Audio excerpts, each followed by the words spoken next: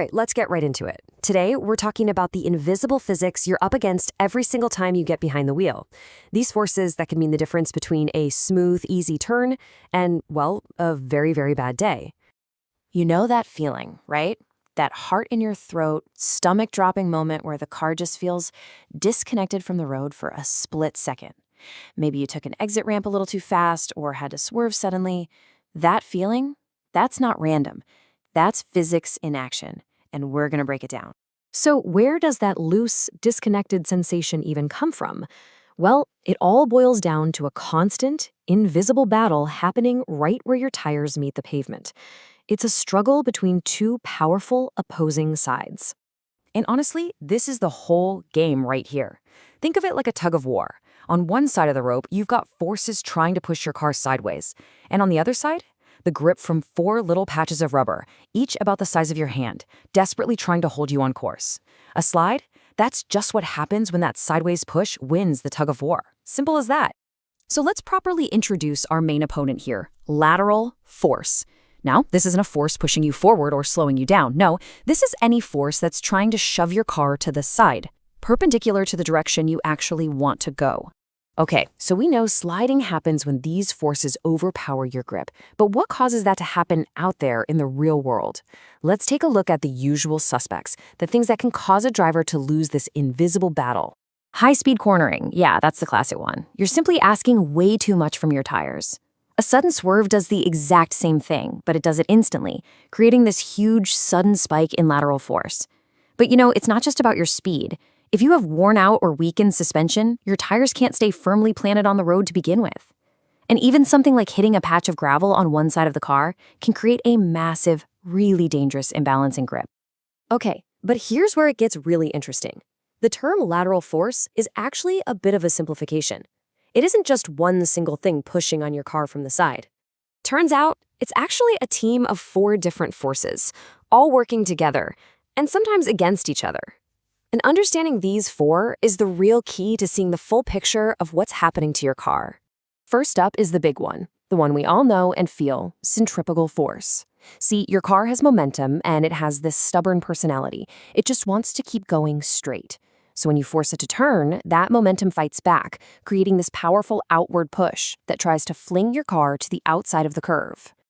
Now, I've got a really important question for you.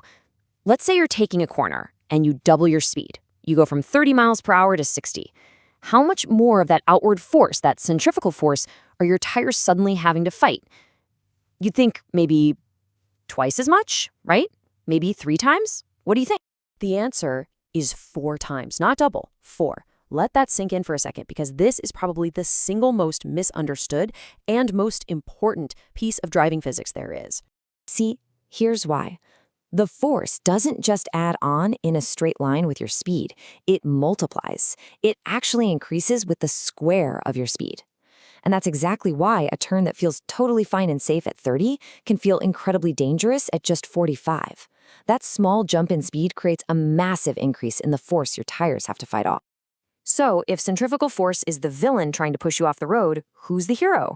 Well, that would be cornering force. This is the good guy. It's the actual friction, the real grip your tires are generating against the road that makes turning possible in the first place. But this force isn't infinite. You have to think of it like a grip budget that's constantly changing based on your tires, your car, and, most importantly, the road surface itself. Next up is a force that might not even be on your radar. Wind force. And sure, for a low, sleek sports car, it might not be a huge deal. But if you're driving something tall with big, flat sides, like a van, a truck, or an RV, you're basically driving a giant sail. A strong gust of wind on an exposed bridge can be more than enough to literally push you out of your lane. And finally, we can't forget the forces that you, the driver, create directly. When you turn that steering wheel, you're the one who kicks this whole process off. You're the one translating your decision to turn into an actual change of direction down at the wheels, and that's what initiates this entire complex interplay of forces. So, okay, we've talked a lot about physics, but why does any of this actually matter on your daily commute? It matters because understanding this stuff fundamentally changes how you see the road. It helps you move past that gut reaction of fear and into a state of focus where you can actually prevent a slide from ever happening in the first place. So what's the takeaway? What's in your new toolkit? Well, it all comes down to three pretty simple things. First, respect the square rule. I mean, really respect it. Remember that slowing down just a little bit before a turn slashes those sideways forces dramatically. Second, be an active observer.